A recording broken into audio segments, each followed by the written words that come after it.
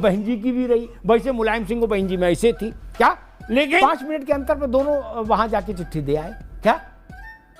मैंने कहा अरे बाघ बकरी दोनों एक ही घाट पानी पी रहे। तथ्य बहुत कड़वा होता है और सत्य को न घटाया जा सकता है न बढ़ाया जा सकता है, वो जितना है उतना ही रहेगा। एक शेर था शायद कृष्ण बिहारी नूर का, आशय यही था कि सत्य न घट सकता है न बढ़ सकता है और झूठ की इंतहा ही नहीं। तो ये है कि भारत में आर्थिक उदारीकरण कांग्रेस लेके आई नरसिंह राव जी के समय में, और उसको फिर परवान चढ़ाया मनमोहन सिंह जी ने, और उन दोनों सरकारों के समय बसपा भी साथ खड़ी थी और सपा भी साथ खड़ी थी। बोलो सियावर रामचंद्र की जय। नमस्कार दोस्तों, स्वागत है आप सभी का हमारे टॉप डिबेट शो में। दोस्तों आज का डिबेट काफ़ी ही धमाकेदार होने वाला है। दोस्तों आज का डिबेट अमिताभ अग्निहोत्री के बीच होता है। दोस्तों हुआ कुछ यूँ, सपा के प्रवक्ता को अमिताभ अग्निहोत्री बहुत घेर में लिए, वो तो मायावती को रोस्ट करते नजर आ रहे हैं और साथ ही साथ अखिलेश जी को भी बहुत कुछ कह देते हैं।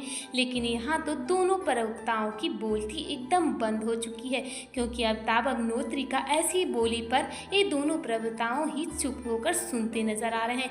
लेकिन यहाँ तो ये भी देखा जा रहा है, अमिताभ अग्निहोत्री ने कहा कि सपा के प्रवक्ता के साथ साथ अखिलेश जी दोनों ही एक ही नाली के कीड़े हो चुके हैं, क्योंकि दोनों मगरमच्छ एक ही साथ पानी पीते हैं। लेकिन दोनों प्रवक्ताओं ने अमिताभ अग्निहोत्री को कुछ नहीं कहा। दोस्तों इस डिबेट में काफ़ी ही इंटरेस्टिंग और बहुत अच्छा है। हमें आशा है आप ये डिबेट पूरा देखें। तो दोस्तों बिना टाइम वेस्ट इस डिबेट को जल्द से जल्द स्टार्ट करते हैं। खड़गे जी क्या कह रहे हैं वो जाने, वो क्यों कह रहे हैं वो भी आप जानते हो। कोई खत्म नहीं कर सकता, कोई खत्म नहीं कर सकता, और कुछ चीजें बड़ी शार्प होती हैं। एक उदाहरण देता हूं, सतीश जी, शहाबुद्दीन साहब तो ये वाले शहाबुद्दीन नहीं, बिहार वाले नहीं, आईएफएस रहे थे, वो बाबरी मस्जिद एक्शन कमेटी के प्रोमिनेंट मेंबर थे। 90s का दौर था, अयोध्या आंदोलन चरम पे था, लोकसभा के मेंबर थे। मैंने एक बार उनसे पूछा कि शहाबुद्दीन साहब अच्छा मान लो आपको प्रधानमंत्री बनाने का बनवा दें, कभी कोई अवसर मिले आप बन जाओ प्रधानमंत्री, तो आप वहां से मूर्तियां हटवा दोगे जन्म स्थान से? तो उन्होंने मेरा हाथ दबाया, बोले नहीं। क्या ये उदाहरण मैंने मालूम क्यों दिया? वैसे ही दिया कि आरक्षण कहीं नहीं जा रहा, ये उतना ही बड़ा सच है।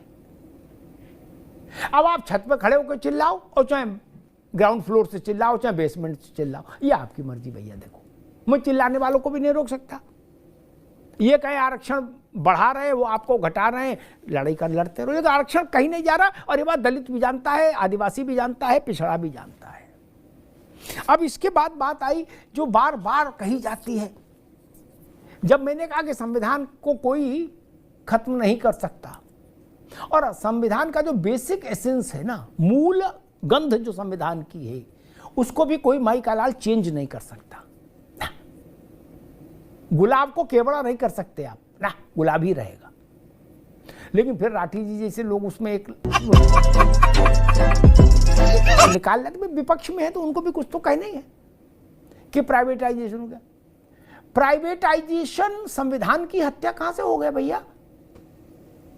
प्राइवेटाइजेशन किसने लागू किया था? आज जो आपके बड़े भैया हैं उन्होंने लागू किया था। अब वो प्राइवेटाइजेशन सबने माना, क्या मुलायम सिंह, क्या मायावती और क्या राहुल गांधी की पार्टी, किसने नहीं माना? बड़ा बड़ा भाषण लंबा लंबा सब दे रहे हो, गजब कर रहे हो यार। सतीश जी बैठे, उत्तर प्रदेश भर की चीनी मिलें इकट्ठी करके एक झोला में डाली, और झोला किसको दे दिया? नाम लूं? बोले ले जाओ। तब आरक्षण नहीं समझ आया था, अब उसमें कॉलोनी कट रही है, तब आरक्षण नहीं समझ में आया था सतीश जी? तब बाबा साहब की बात भी याद नहीं आई थी? गजब बेइज्जती है।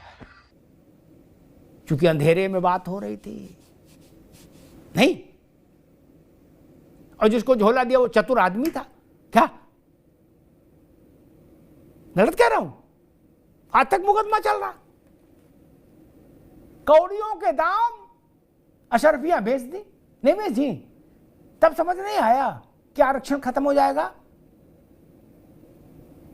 अब कहा जा रहा है कि आरक्षण खत्म हो रहा है। भाई, देश में आर्थिक उदारीकरण कब लागू हुआ?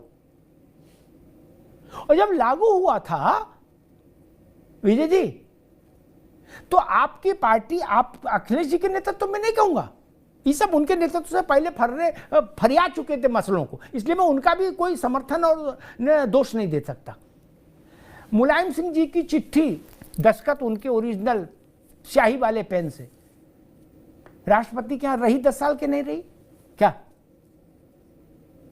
कि कांग्रेस की सरकार अच्छी है, इसको मेरा हमारा समर्थन है, और बहन जी की भी रही, वैसे मुलायम सिंह को बहन जी में ऐसे थी क्या? लेकिन 5 मिनट के अंतर पे दोनों वहां जाके चिट्ठी दे आए क्या? मैंने कहा अरे बाघ बकरी दोनों एक ही घाट पानी पी रहे। Control control. तब अंबेडकर जी की याद नहीं आई थी आप लोगों को?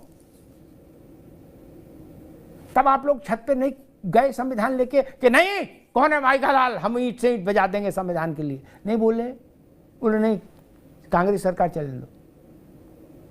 मुलायम सिंह जी ने कहा कि साथ जितनी भी देश में समस्याएं हैं, राठी साहब सुनना बड़ा अच्छा किस्सा है, बोले उन सबकी जड़ कांग्रेस है। मैं मुलायम सिंह जी से अगले दिन मिला, मैंने नेताजी जब सबकी जड़ कांग्रेस है तो आप तो इससे समर्थन वापस ले लो। तो बोले लो, कैसी बात बता रहे, हमें सलाह दे रहे हो भैया, हमारे वापस लेने सरकार गिरेगी नहीं। अब बोले हमारे पीछे और लग जाएगी सरकार, बोले सरकार के 1000 हाथ होते, हमें फंसवा दोगे। सतीश जी, इसीलिए मैंने कहा था हमको मालूम है जन्नत की हकीकत क्या है। क्या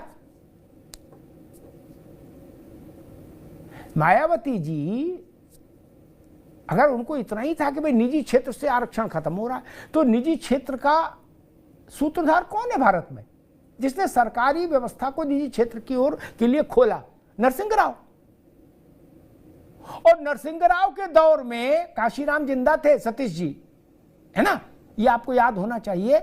और मैं उस घटना में एक पत्रकार की हैसियत से उपस्थित था, मेरी आंखों के सामने का है, जब नरसिंह राव और कांग्रेस और बसपा के बीच में अलायंस हुआ था। तब मायावती जी निर्णय नहीं लेती थी, काशीराम जी लेते थे क्या? तब ये नहीं सोचा आप लोगों ने कि बाबा साहब के नियम से खिलाफ जा रहे हैं, ये तो प्राइवेटाइजेशन कर रहे हैं, तब नहीं सोचा। इसीलिए मैं कहता हूं कि तथ्य बहुत कड़वा होता है और सत्य को न घटाया जा सकता है न बढ़ाया जा सकता है, वो जितना है उतना ही रहेगा। एक शेर था शायद कृष्ण बिहारी नूर का, उसका आशय यही था कि सत्य न घट सकता है न बढ़ सकता है और झूठ की इंतहा ही नहीं।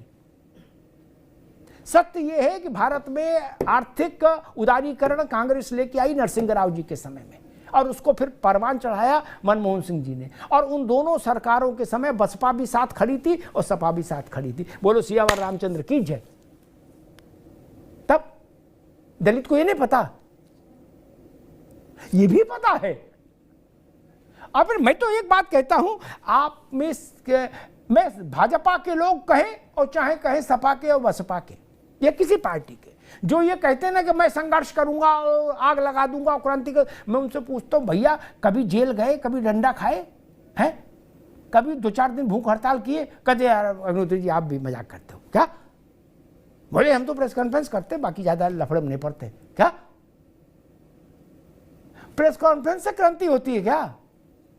सतीश जी गलत तो नहीं कह रहा? प्रेस कॉन्फ्रेंस और ट्विटर से क्रांति होती तो अंकुर सक्सेना भी क्रांति कर देते, हम भी कर देते। मोबाइल तो सबके पास है, सब लेलिनो मार्क्स हो जाते मित्र। इतना सरल भी नहीं है क्रांति करना, भाषण देना सरल है, क्रांति करना कठिन है। धन्यवाद। खत्म, bye bye, tata, goodbye, गया। दोस्तों आपने देखा कि अमिताभ अग्निहोत्री ने कितना अच्छा जवाब देते नजर आ रहे हैं। तो दोस्तों ये डिबेट आपको कैसा लगा हमें कमेंट बॉक्स में ज़रूर बताएं। अगर दोस्तों मुझसे कोई भी गलती हो जाती है तो मैं इसके लिए आप सभी लोगों से क्षमा मांगती हूँ। हमें आशा है आप मेरे वीडियो को ज़्यादा से ज़्यादा शेयर और सपोर्ट ज़रूर करेंगे। तो दोस्तों हमारे वीडियो को लाइक और चैनल को सब्सक्राइब करना ना भूलिए।